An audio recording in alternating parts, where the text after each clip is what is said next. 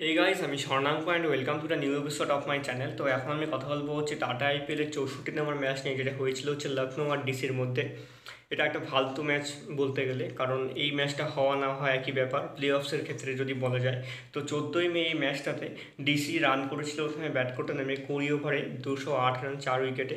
জেক ফ্র্যাসার McGurk একটা ডাক পেয়েছিল, তার কন্টিনিউ কিন্তু খেলা খুব ভালো চলছিল, রান কিন্তু দারুণ করেছিল সে। অভিষেক 58 রান করেছিল, ঋষভ পান্ত 33 এবং হোপ করেছিল 38 রান। জবাবে এলএসজি ম্যাচটা জিততে পারেনি, কারণ ডিসি 19 রান যে পিছিয়ে থেকে গেছিলো তারা, এই কারণে 20 ওভারে তারা 9টা উইকেটে হারিয়ে ফেলে 189 রান করে। তবে রানের চেসিংটা কিন্তু তাদের বেশ ভালো ছিল, অনেক চেষ্টাই করেছিল।